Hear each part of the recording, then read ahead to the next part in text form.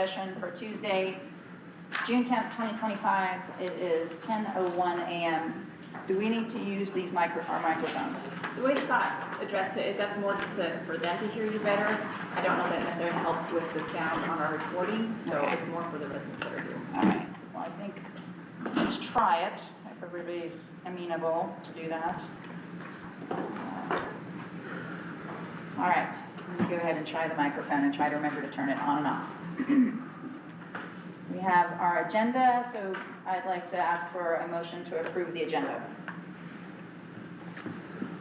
I move that we approve the agenda.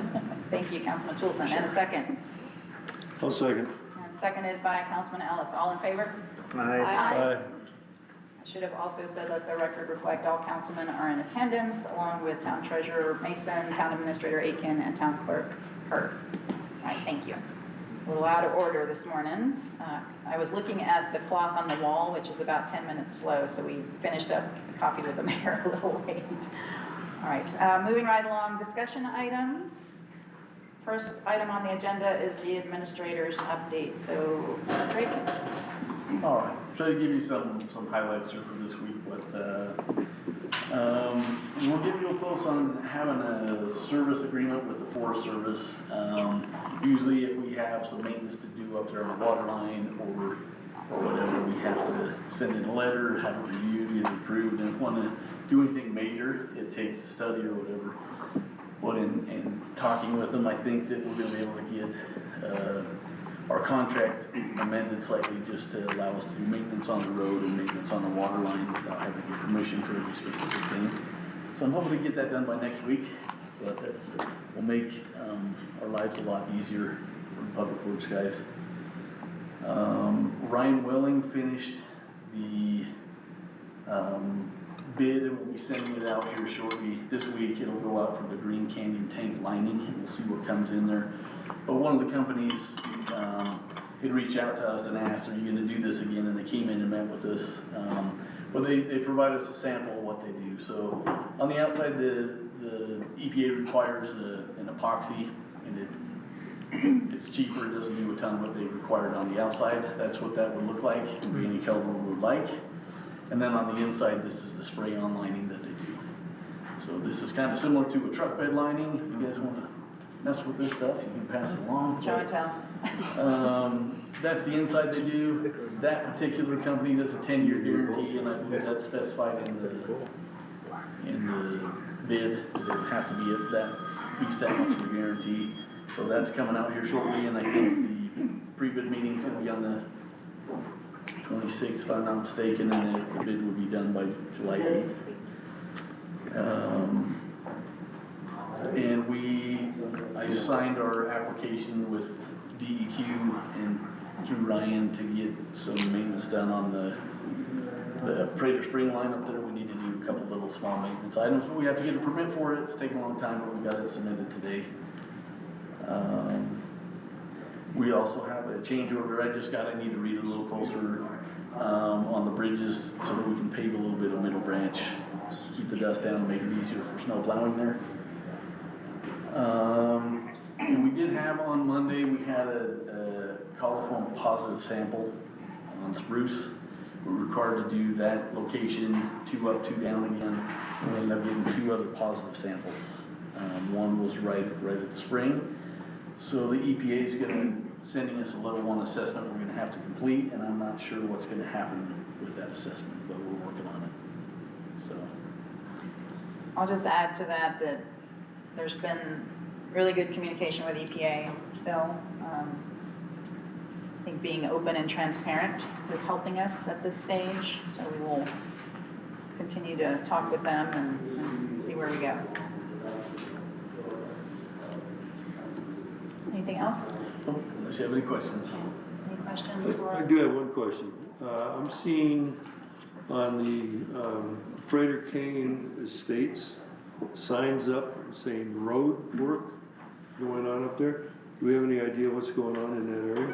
So Prater Canyon Estates, that's like Elkhorn area, it's not part of the town. I don't know. Okay, just wondering, since we said some developers bought it and I don't know whether it's Silver Star putting fiber in, or whether or not Yeah, they're it doing said, something. the sign said utility work. at One least that I says saw this utility, and morning. one says road. Road, okay, I did notice, it looked like Silver Star was down on our Crater Canyon Estates today, I thought.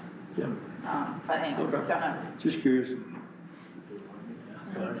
Any other questions for Trevor? Just on the water, I didn't live through, well, I lived through the last time that we had positive readings, but what, I'm sorry, I missed part of it. You had 3 positive readings in Spruce, for what? Two were spruce, so it's total coliform. Okay. So one was actually at the source. So, I mean, we don't know where it's coming from, or like, no you idea. know, in a positive sample could be any small level of contaminant that's in anything can trigger a sample. And it doesn't mean you have a problem, I mean, it's an indication that there could be a problem, so. We'll have to do some work and review the whole system for the EPA, give an update. So we'll see what happens there, I don't know what it's gonna be. Okay. So, like Trevor said, total coliform is a naturally occurring thing in the environment and doesn't mean there is a problem. It just means there could be, and so that's what we're looking into. Typically, when we do the monthly sampling, you do a sample, well, we do multiple, 2 samples at least. And then if anything comes back positive, then you have to go back and resample upstream, downstream. So with a lot of time, in the recent past, our repeat samples have not come back positive, but they did this time. So that's why we've got the level 1 assessment coming. We did also provide EPA and map that showed where all of the positive samples since 2016 have been found in the town, and they are all over the place. There's no way to say, oh, look, it's concentrated there. So, and we're talking with the EPA, because they're asking us too, like, do you have ideas? What's going on? So we're trying to narrow it down, figure out what the problem is. Moving forward with the Green Canyon tank lining is something the EPA has been on us to do, so that's probably a piece of the puzzle. So it's just, I wish we had a good answer, but we don't. All right, there are no other questions for Trevor. Moving on to agenda item 3B, the financials. Loretta. Okay, general fund, we still have revenue due of $2 million. The expenses, we still have $675,000 left available to us. And then on the water side, we're still expecting another 1.5 million. And we still have 1.7 million left in expenses. And our reserve accounts and general fund, we have 706,000. Road improvement reserves, 827,000. Capital equipment reserve, 246,000. Capital equipment reserve, 214,000. Water capital equipment. System reserve, 1,830,000. Water fund saving, 16,000. Loan repayment reserves, 399,000. Town facilities, 133,000. The sinking fund, 526,000. ARPA, 324,000. And town facilities, 20,000 on the water side.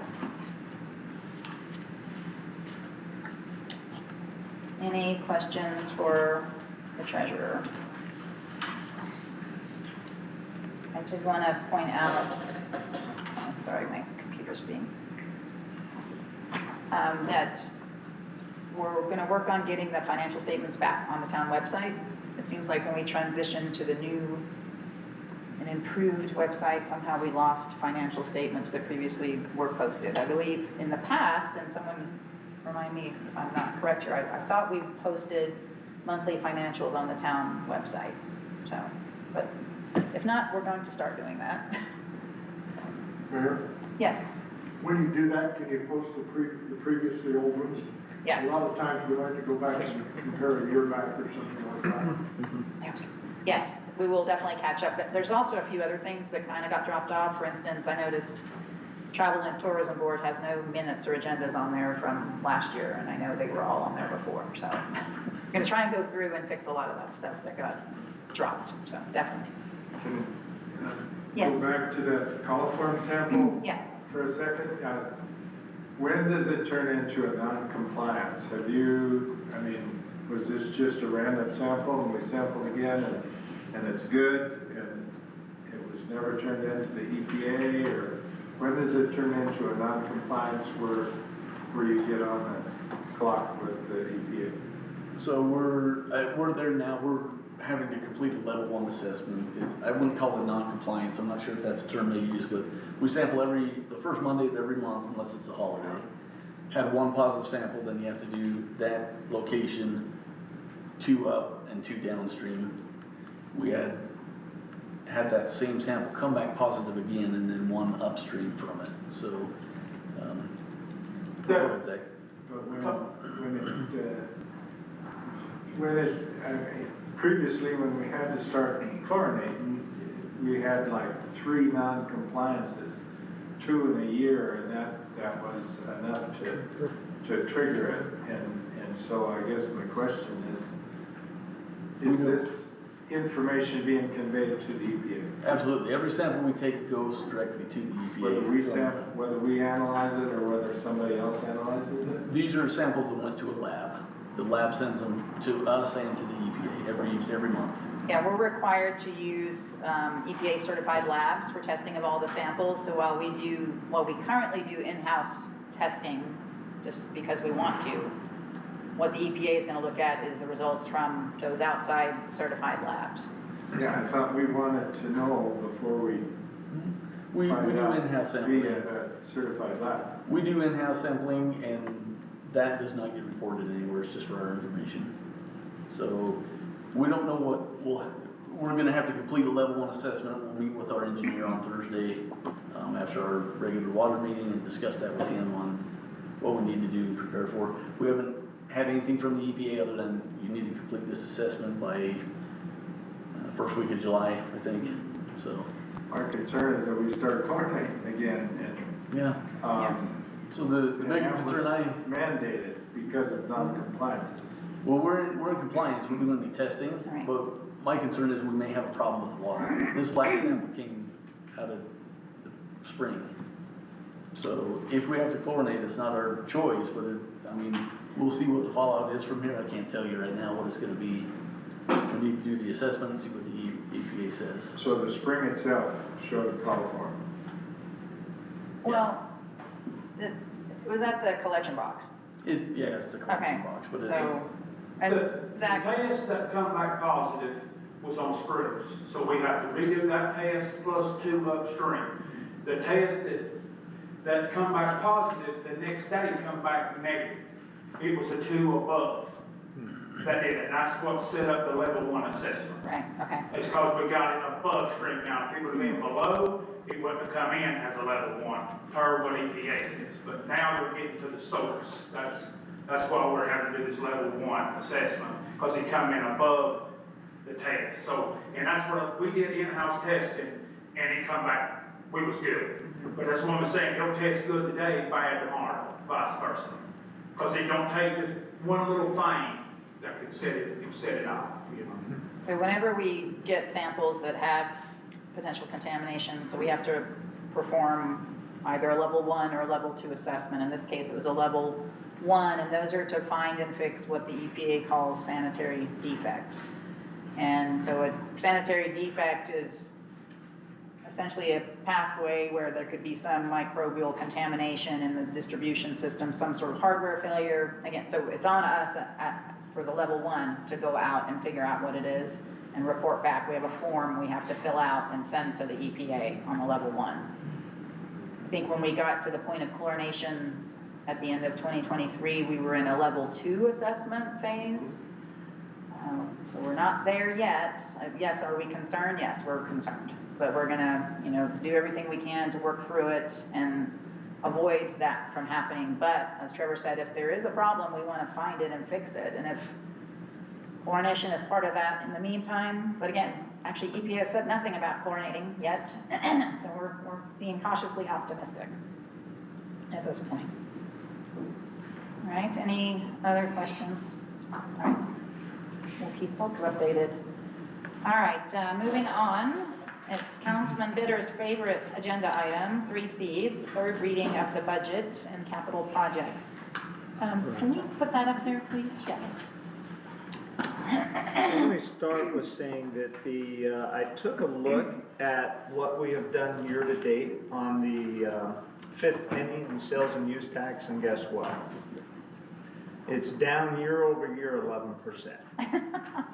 Really? So surprise, surprise. Now so interesting, since the new administration has come into play, we've seen I'll call it a significant reduction. Who knows if the summertime is going to repeat that same kind of trend or not, but it's something we just need to keep our eye on. And we'll just have to see how it goes. So you were looking at the sales and use tax? Sales and use and the fifth penny. Those go hand in hand. They're both down 11%. And that's, you're comparing to what? To the first 5 months of 2024 versus calendar year, versus the first 5 months of 2025. Okay, so you're not looking at what No, was budgeted? I'm just seeing what the effects of the last 5 months have done Okay. to just overall sales tax and property tax. So we'll have to keep an eye on that. But otherwise, there's not a whole lot of change in here from what we had talked about in the last workshop. The real elephant in the room is water rates and what should we do about water rates. Now, we've already sent this out as the third reading. So the question becomes, is there anything we can do? I know that the water rates is per resolution. Right, So if they want to increase those rates, which we are. besides what is in the budget, can you still do that? That's my question. I think since it's by resolution, we can change the fees. To whatever we want, Whenever, right? yes, Okay, yes. okay, but the budget is going to be the budget Yes. as defined, Yes. but we can go above that, Yes. right? Okay. And so that's been the discussion that I've had with several people. Right now, we put a 50-cent increase into the budget for the base rate using just the core CPI.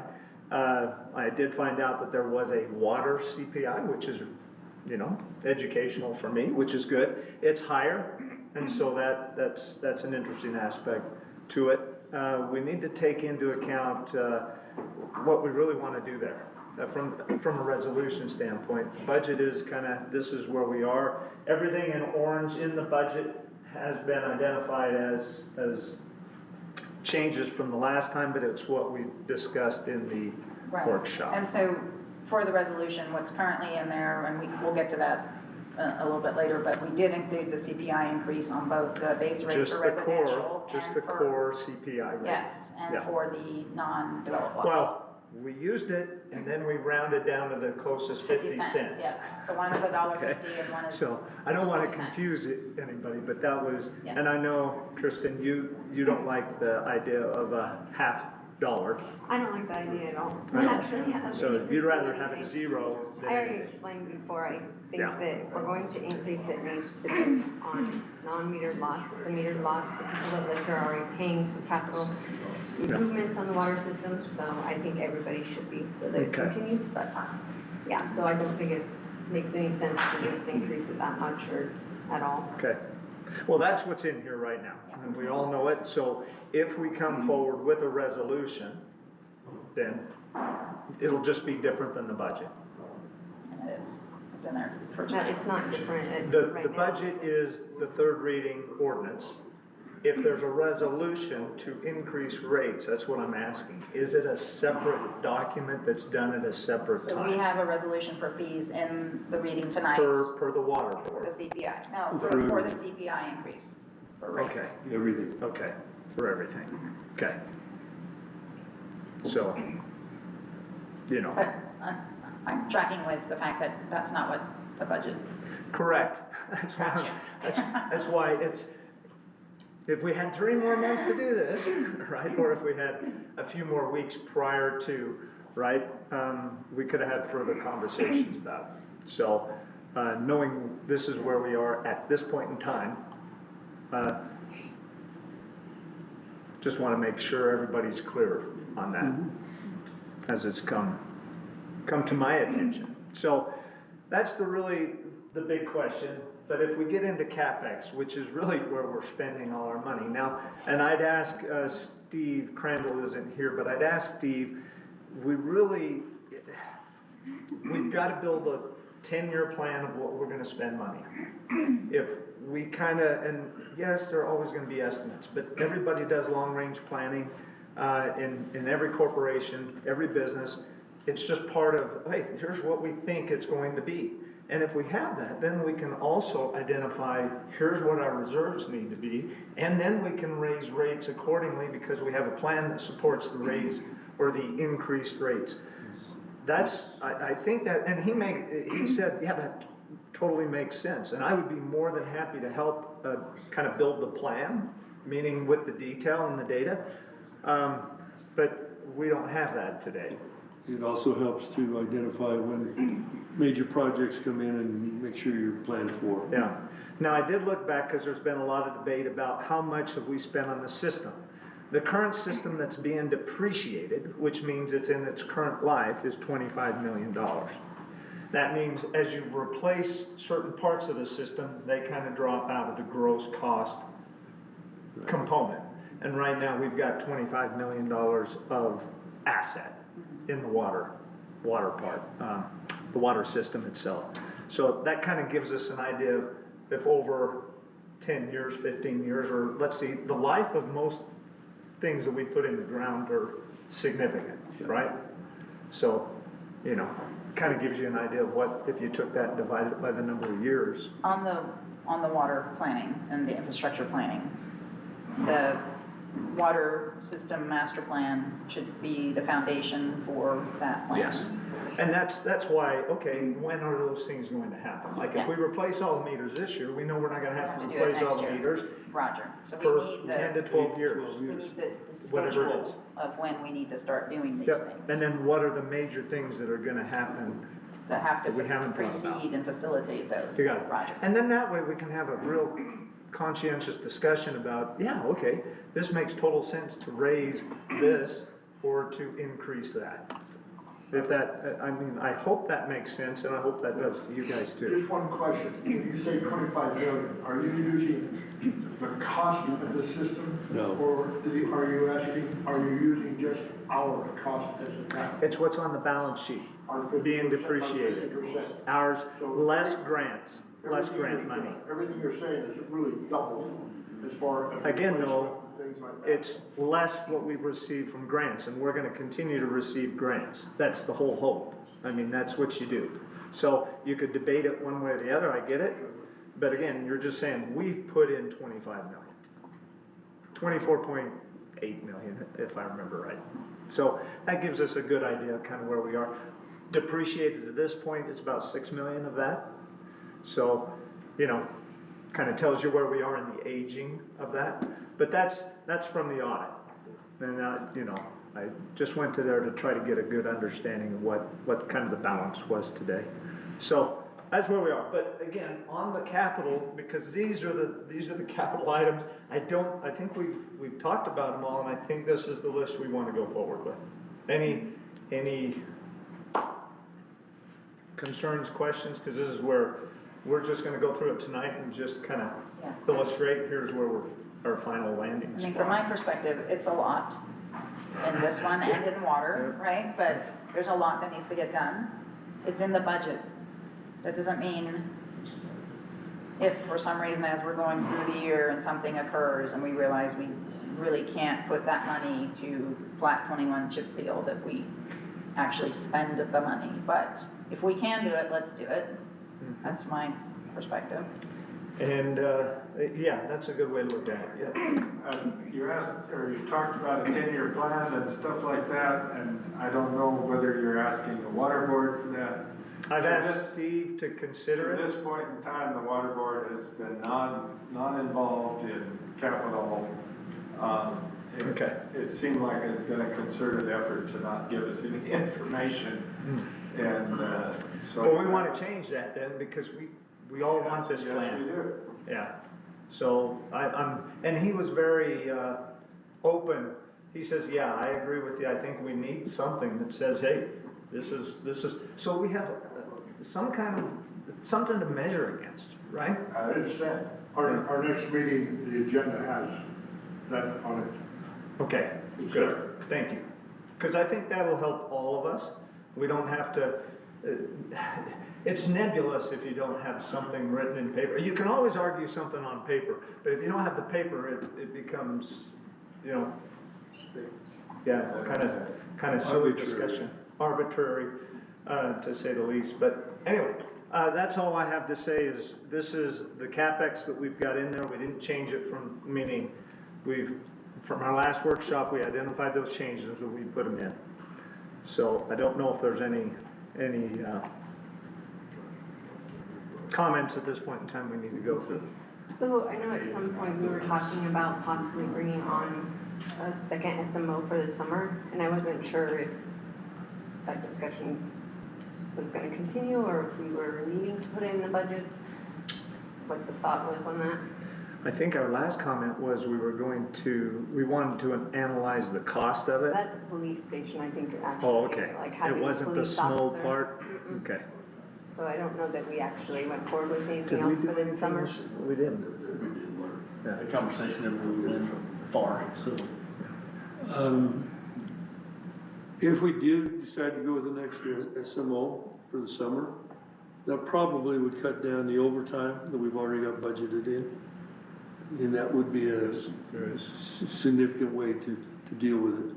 And it was gonna be a part-time role, Yeah. I right? believe Just so. part-time? So the cost would be less.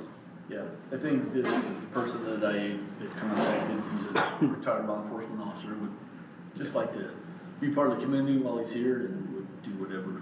He's a pretty solid guy, so. So it sounds like between the overtime and the regular We hours, we should have. know we're conservative on the salary side, Mhm. okay? We put in a little bit of buffer because we just didn't know what the rates were gonna do Right. to try to minimize that attrition, but right now we're in a good spot. We have a little excess. But, so, not sure that answers your question, but at No, least but it's, it's fine. we could tackle it there. Be your decision. Okay. So, anyway, that's what I have. Okay, did you want to go through the water side? I'm sorry, I guess I'm just looking at the screen there. Well, the so- capital, again, Is that I all didn't necessarily together? want to go through every single line, unless somebody wants No, to no. walk through it again. Well, I would mention, last workshop, we did something with a dump truck that was purchased for $35,000. And I feel like in the past that has occurred. The dump truck we purchased was 17, right, Zach? 19? Okay, Is so that- 20. Wasn't it 19? Yeah, Oh, 19,000? for the Okay. truck. Yeah, well, I'm just wondering who decided to go forward with that. Like, I wasn't aware that we had money to just. I gave do the that. authorization and it was in last year's budget. To do what? So a dump truck was in last year's budget, $30,000 when it was in the 2024-2025 budget for dump truck. Oh, I didn't see that. Yeah, and it's in there in the detailed spreadsheet that we all had.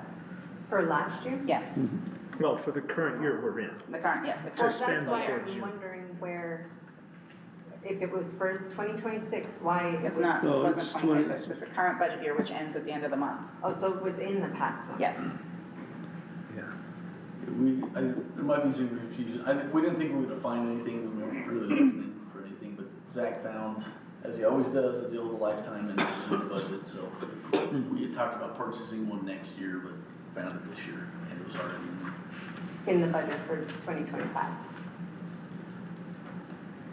Yeah, So, but there is the dump truck upgrades that we put in here, Into the next budget. the Yes. 20,000 for 2026.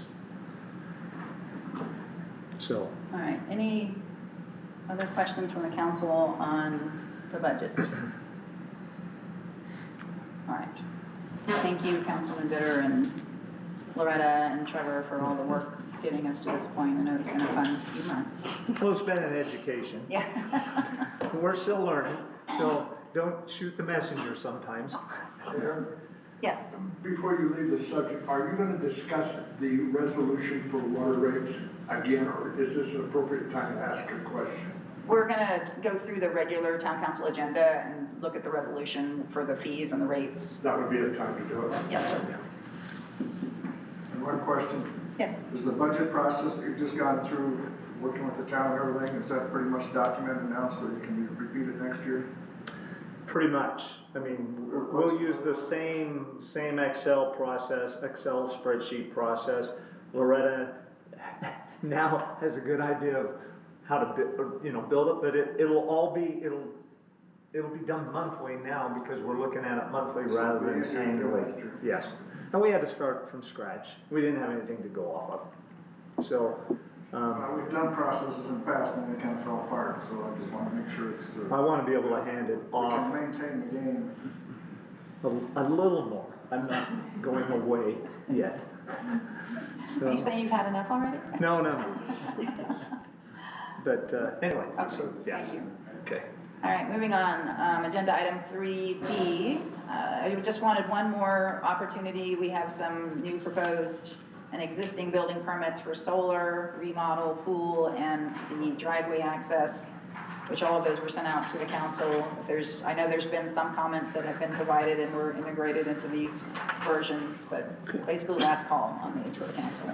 Yeah. Based upon the late additions to the solar ordinance and the comments at our May 28th workshop, I would suggest that we table that ordinance until July 8th so that the council can review it and look at all of the various late additions that came into that ordinance. You're talking about for the solar Solar, ordinance tonight? just the Okay. solar. Right, because the permit currently includes both roof-mounted and And pole-mounted. Yeah. So I think that is a good call to make, and the reason for that is that I understand we had the discussion at the last work session about prohibiting pole-mounted, but I just don't think from the statute that we can do that, so we should find a way to regulate it instead, defining height, or I think there were some things from the second reading that might have had that in there. But I would recommend that for the council that we table that tonight as well. So I think that's a good recommendation. And then we'll have to look at, when we do get back to reading it in July, to make sure the permit aligns with whatever's in the ordinance. Okay? Any other comments on permits for now other than the solar one?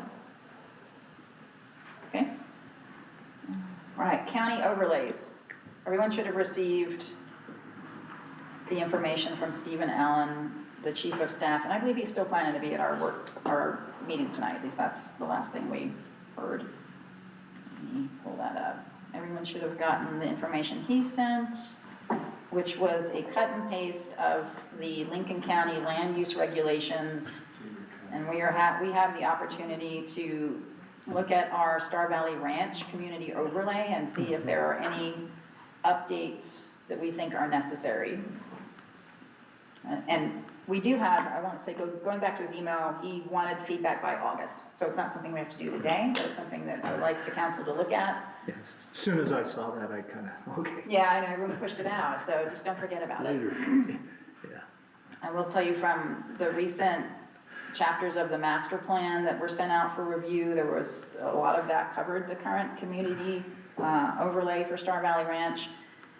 And I did find where, when the town put forward our community overlay to the county, I think back in 2014, it was almost verbatim as to what is currently in the land use regulations, but it's not all the same.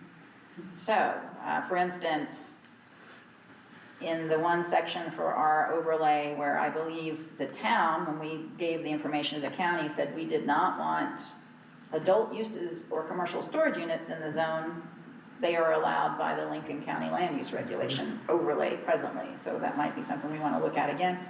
And again, just because we give the county feedback doesn't mean they're going to take it. Yes. I would like to give you one piece of information as you're reviewing this. When we did that particular response to them, there was a Wyoming statute that said the towns had the right to deny, not review, deny, Right, within a mile radius. and that's gone. That has been taken away from us Right, in between those. Right. So as you're doing it, keep that in the back of your mind. We lost an awful lot of. 2018, I think it was, yeah. Out area. Yeah, it's right about the same time as that annexation, if I remember right. So- Yeah, but just as a reminder. Okay, thank you, appreciate that. All right, so if everyone would please look at that. I also forwarded, after the information that was sent by the clerk on the overlays, the county zoning map that has the whole community overlay on it. It's a giant map, so you have to zoom into our portion of it, but you can see clearly the zoning that's associated with our overlay that's in there. Most of it's residential or recreational, but there are some mixed-use areas in there as well. All right, anything else on county overlays? And I'm sure Mr. Allen's gonna probably bring that up tonight when he's at the council meeting. All right, the next item on the agenda is a variance request for 522 Walnut Drive, which the planning commission is gonna take up next week. Let's see if I can open this here. So and I don't think Scott's not in here, but just, and the information was sent to the council on this as well, if you had a chance to review it. So the gentleman has a home that he's built at 522 Walnut. He would like to build an accessory building. Originally, when he brought in the information, the accessory building said accessory building / guest house. So we know from our DCCNRs for the association that one single-family residence is what's allowed per lot. The town ordinances mostly mirror that, in that our accessory building definition currently says shall not include uses or use for dwelling, residential or lodging purposes. The question that came up that the planning commission debated a couple of times, we did it last time and the time you chaired the meeting, is that we know also in town for detached garages, there are a number of places in town that have built detached garages that have a living space above the garage. And if you look in our ordinances on the definition of garage, it says with the primary use of parking or storing vehicles, which to me does not button that up fully. So anyway, the gentleman then came back in and revised his request for a variance to be office space / shop accessory building. So and he's been very forthright and stated that when his family comes to visit from Georgia, because he has a large family, he will probably be sleeping, some of them, in the accessory building. So, and I believe the other part of it is the building is slightly smaller than what's required for an accessory building. So it's 500 and something square feet and it's 600 in our ordinance. Okay. So that's just, the whole sort of dwelling space has gotten infused into this one. So I just wanted to make the council aware of it because ultimately that variance request is gonna come to us for either denying or approving. And then in looking at the ordinances, I just feel like there's inconsistencies currently in how the definitions and how the wording in the ordinances is to either allow for dwelling space in separate detached garages or accessory buildings or not. So Just a quick comment. Yes. We had, when I was on the council, a person came forward, oh, I just want to build a space above my garage because when my kids come, I need a space for them. Mm-hmm. And next thing I knew, he was renting it out as a VRBO. And it's a horrible, slippery slope that if, once you get into that, it gets, If you want a real shock, go on Amazon and Google small homes. You're gonna find 400 square feet, small homes that have got everything in them for less than $11,000. And our ordinance doesn't cover anything that small. well, it does. It says it's a single family residence. But I can put in a building or a shed that's under 500 square feet and doesn't go through the ordinance, and then whatever happens to it. Yeah, I'm just saying that that So on the, all On of the- our rules say. right, well, can't do it. on the short-term rental aspect, the short-term rental ordinance was updated to specify that you cannot rent out a separate space, a detached garage space, or an accessory building or a shed as a short-term rental. So if you're gonna rent out part of your house, your main house, you can, or your entire house, you can, but you can't build something separately or use it for short-term rental. Now, that brings up the whole enforceability component, right? There's a big hole. I think, again, for our ordinances, we just have to clarify, so that it's consistent across all the buildings, which are only single-family home, garage, and accessory building. So we're talking about garage and accessory building, what those uses are. Mr. Sidway? I wasn't gonna bring this up, but I can't sit here and not bring it Can't up. help yourself. You all swore to uphold the laws of the state of Wyoming. In the Constitution of the state of Wyoming, it's Article 1, Section 35, if I'm not mistaken, and you might want to write that down. It fully states that a town cannot pass an ordinance or a law or whatever it is that is in direct conflict with a previously existing HOA rule. The HOA rule says, and it's on our deed, not just a resolution, it's a deed, that says you can have a single-family dwelling. And it goes on to say that even auxiliary buildings cannot be used either permanently or occasionally if they're in conflict with that resolution. So I'm just saying, you're spending an awful lot of time on something that's illegal. So I would suggest very, very seriously you contact your attorney, ask him to define it, because I'm not an attorney, I can just read, not very fast either. But you really need to understand, if you're going down a road you can't do, or if you do, you can be sued immediately. And it's not what you've done or is out there, it's what you're doing today forward. And I'll Just because we've always done it doesn't mean you still can always do it. I would suggest, Boyd, you go back and read Supreme Court rulings I'm just telling you from what I know. 2022 on. Okay. They haven't changed the Constitution. No, but they went back to the 5th and 14th Amendment. And the way they're interpreting it in terms of homeowners association has changed significantly. Okay. and then I stand corrected, sorry. No, I appreciate the comments.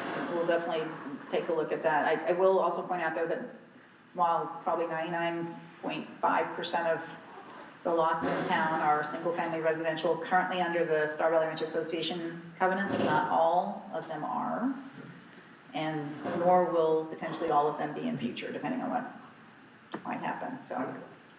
Okay, thank you for the comments. Any questions, comments? I just asked the council to look at the information that was sent, so that when this does come before us, we can make a good decision. All right, with that, moving on to agenda item 4, board reports. Finance advisory. Councilman Bitter. Yeah, so the Finance Advisory Board, we met before our last workshop. Everybody had an opportunity to walk through the budget. There is 2 agenda items that we want to have the FAB look at. Per our conversation, I'm going to communicate those formally to the Financial Advisory Board. That is number 1, annexation. We want to be able to build a checklist. We also want to work with Trevor and the town of Alpine because they've just gone through this. Let's not recreate the wheel. Let's see what they have and start with that. And so that's one request, to have them kind of take the lead on pros and cons, cost, benefit. What do we need to consider, think about before we ever have a conversation with anyone? And number 2 is the whole sheriff coverage thing that I mentioned earlier. Just having extra sheriff coverage, what's the cost of that? What would it look like? And again, it's hard to put a value on safety. We all get that. So we'll look at it from a cost standpoint and just see if it kind of makes sense to us. But those two are the requests that I'll formally go to the FAB with to see if we can take a look at some of that. besides, you know, our existing things with interest rates and everything. Because those interest rates, they just keep bouncing around between 4 and 5% right now, so. But that's the update on their meeting. Thank you. Natural Resources Board. Yeah, the two major things from the Natural Resources Board is Saturday will be Arbor Day at Fox Run Park. You're all invited to come and help plant trees and whatever else is gonna take place at that point. And the other one is the garage sale, or lack of a better term, be the following weekend, that the Natural Resources Board has as a fundraiser every year. Okay. Thank you. And then I think all the details are in the newsletter, town newsletter for June, on times and everything. Okay? Yes? I've been getting questions about when you're gonna open it up for donations to show up for the garage sale. So That's been ongoing. I think it's in the, if you look get a copy of the town newsletter, there's a specific windows. They're doing it the week before, I believe. Yeah. Yeah, And yeah, so it should I be, just haven't read it. They Yeah. usually start like a Wednesday before yeah. the People Saturday keep event. calling the association office thinking that. So you're correct, in We're- they've been picking up some things and like putting them in the adverse garage. Yeah. So, Yeah. so It's some of the been- bigger items. Yeah. yes. Okay? No, Yeah. see, I don't have to say that. All right, Planning Commission, so the Planning Commission, we met on the 28th, and we talked about the variance for 522 Walnut. However, we did not make any decisions on that. I felt like at the time, the process really hadn't been followed because there should be a public hearing and more notice to the public about that. So we're gonna get that done. Also, the Planning Commission meeting that's supposed to be tomorrow is delayed until next Wednesday, so we can have enough time. Well, I won't be here tomorrow, so can't chair the meeting, and I would like more time to get information out about the variance public hearing before next week. The other items we discussed were the master plan update, which is currently ongoing. There's been 4 draft chapters that have been put out to the Planning Commission and to the Town Council. And It's 6 of them, okay, because you just sent out 4 and you had 2 out before. okay. So I've lost track. And I'm gonna work with town staff. We're gonna make a page on the town website where we can start putting the draft versions, I think, and more information about the master plan process, update process. So we're gonna try and work on that in the next month with an idea to have a meeting in the probably end of August, September timeframe with what I'll call town leadership, so the council, the town boards, so that we can review the priorities and goals for the master plan update, which is something that was part of the 2014 plan, and so we'd like to get input on that. And then we'll also have a public comment period at the end of the year, probably in October or November. The plan being to finalize the master plan update by the end of the calendar year. Okay. Was that, Yes. we did a whole master plan, was that never ratified? The 2014 master plan is the last one that I'm Yeah, aware of. What you did was update the vision and mission statements Yeah, of the we spent town, money that to then have went in- somebody rewrite a new plan. No, we never did. We, not in the council since I've been on it, we went out with a request for proposal to hire a consulting firm to do it, and we never awarded a contract because the responses we got back were not sufficient. So now we're doing it in-house. Saving the town some money. Okay.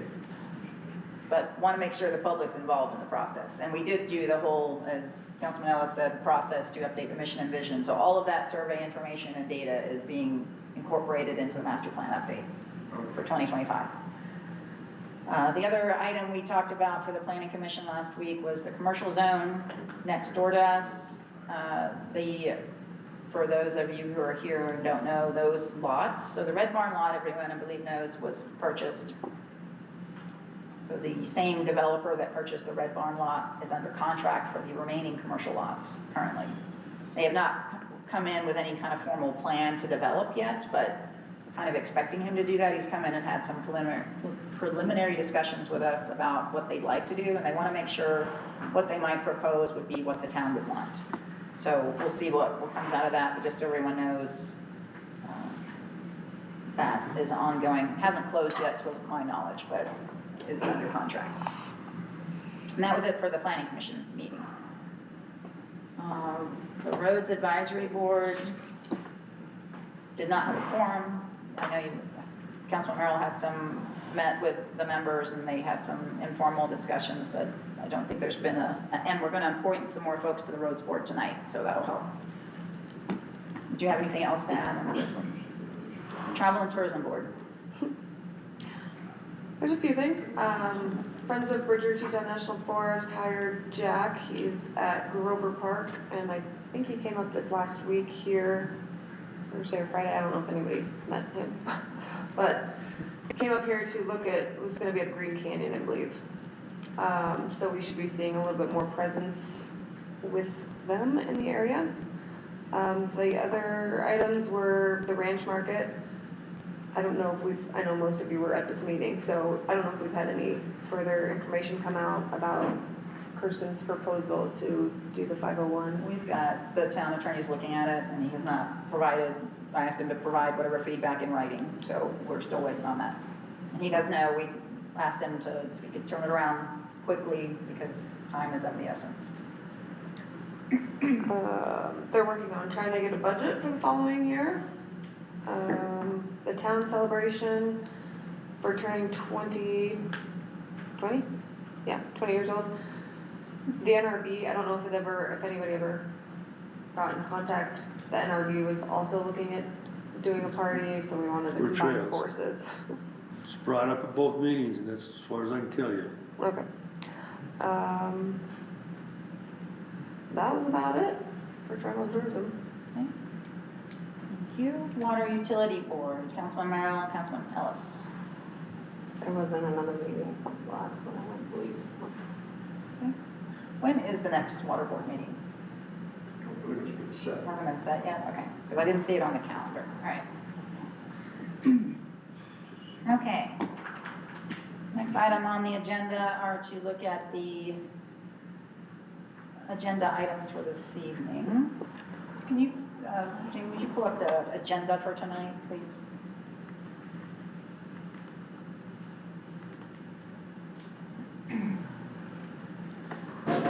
So we have the usual items in the front, call to order, pledge, adopting agenda, et cetera. Under announcements and proclamations, so we do have the Lincoln County Chief of Staff, Steve Allen, is supposed to be here to provide his annual update.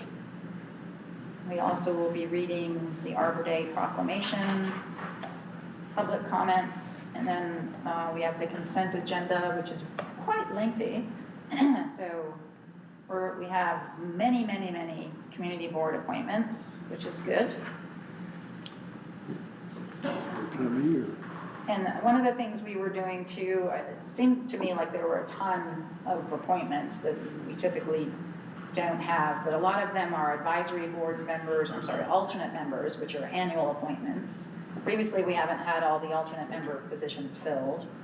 Then we've had a couple of departures and a couple of people coming in that are filling seats. And then we've had just some of the regular appointments that are coming up that are due. So it ended up being a lot more people than usual. We also have the disbursements, the judge's report, and the municipal officer and sheriff's report in the consent agenda. For the ordinances, we have the three previous ones, the budget, and the update of the IRC code. The very first one there, 2025-04, is the one that we should recommend to table on the solar to make sure we're not going against state statute with that. We don't have any new ordinances.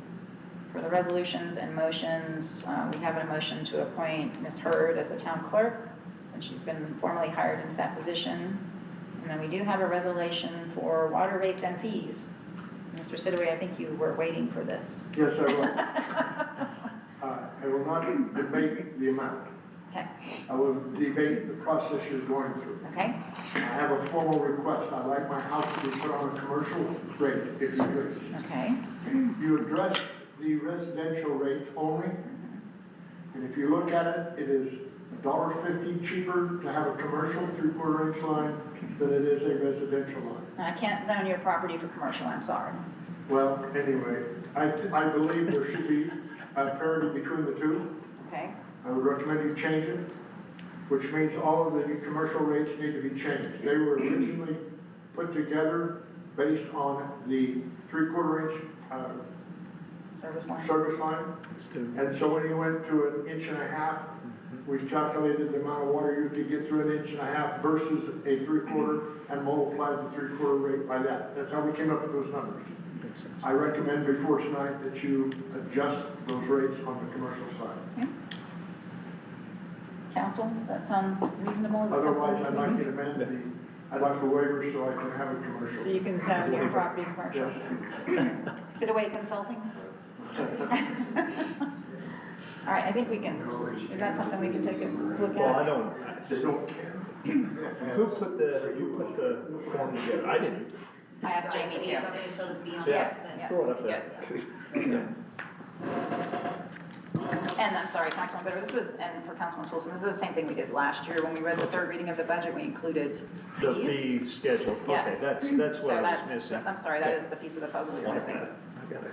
So I had asked Jamie to put that together just this past week, based on, at our last work session, we looked at fees and we added the new permits in, but we hadn't, and then we discussed water rates, so that was the only That's the one change. right there. Yeah. Right, so this is really what we wanted to talk about. So, So the commercial rates is what Mr. Sidaway was referring to, and getting those adjusted. If we want to use the same methodology, basically the CPI, I don't know, with the, or the same But I would say methodology. your rates are based on a guess and not on what you should be doing. So, all right, we'll take a look at that afterwards then. Okay? And that is the last thing on the agenda for tonight. I got a question for the water board. Does the water board provide recommendations on these? In the past we did, but we haven't for the last 3 years because they turned that over to other people with more knowledge. If you want to hear a little bit of it. So we can reopen that issue, because again, yeah, you guys. We always would set, we had the model, we went through the model. The model did at least a 10-year projection of the requirements. Yeah, that we okay, needed. You okay. saw it, you revised mine, you have yours. But we haven't been asked in a recent deal, but this is blatant error here. No, we get that. This is just a copy from what we had before, right? Well, no, it's the same Other as than what we had changing the before. ones that we had. It Yeah. only addressed residential, because that's what we discussed at the last meeting. If you want the water board to officially do it, then you ought to have our Yeah. liaison Okay. talk to our And boss. we'll decide that as a council. Yeah. For the time being, so here's my thoughts, and please council tell me what yours are. I think we should leave it as is tonight, so we get the new residential rates in Oh, this there. is the old one. If that's from last time, then that's the old one. Yeah, that's This the is, old one. this is I the was new one looking in at the it. I wondered what packet. the Yeah. complaint was, No, and it's then in the it packet. So you didn't can hit see me. the residential is 6850 and the residential undeveloped is 2850. It was previously 67 and 28.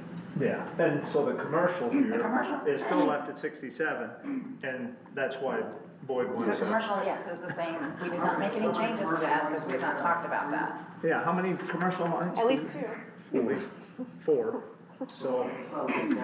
So yeah, they should stay in It's not a sync. money issue, this is a process issue. Yeah. Yeah, agreed. Yeah, so I think we can, rather than race through it now, we can either do that after this meeting or during the meeting, or we can change it, Well, look at during it the in meeting between now and tonight, next month. somebody can make a motion to raise it. Okay, Okay, we can do That'll that. take care of it. all right. Just raise them up. All right, any other questions on the agenda for this evening? All right, moving on, we have matters from the mayor and council. So Councilman Merrill. Anything else? No, Councilman Tolson. Can you just do a quick briefing to me on how much more of the water lines we have to put down at the Ridgecrest? I don't have the map with me. I know there's Cedar Drive, a couple other cul-de-sacs. Do you remember, Zach, offhand, which was there one on Eastwood, a couple connections on Eastwood? Yes. And then they'll go toward, then they've got some off of Money String too. You know, There's So there's just, after Ridgecrest, it's mainly just some That's tie-ins the- on cul-de-sacs, just some, going from the main line to residential, just, Okay, is Hardman, I haven't written down Hardman, sorry, what was is that? Hardman complete? Hardman's finished, yeah. Okay. So really, all of them except for these small little ones are Yeah. done. 'Cause Yeah. yeah, I I've just- had that question I have people like asking me all the time. all I'm the like, time. uh, Yeah, I should thought we look were at done this with the map. water. Yeah, exactly. I'm like, I did too. Oh, we're done. Okay, that helps. And on Ridgecrest right now, I know is that what they're doing, is water line right there? Mm-hmm. And is it deep enough? I have people telling me it's not deep enough every day. It's gonna be 6+ feet. It'll Oh, be- okay, so they're just not there I yet. don't know what is there, yeah, they just started to dig, they haven't, Yeah, okay. so yeah, that little 2 feet is not deep enough, but that's not finished. I'm like, don't kill the messenger. Thank you. Anything else? No? Okay. I do not have anything to add. Councilman Ellis, anything? Nothing. Councilman Bitter? No, Okay. With that, can I get a motion to recess the meeting until 7 PM this evening? the motion to recess the meeting until 7 PM this evening. Great, and I have a motion from Councilman Bitter, a second? I'll second. Second from Councilman Ellis. All in favor? Aye. Aye. Okay, we're recessed till this evening. Thank you very much. Okay.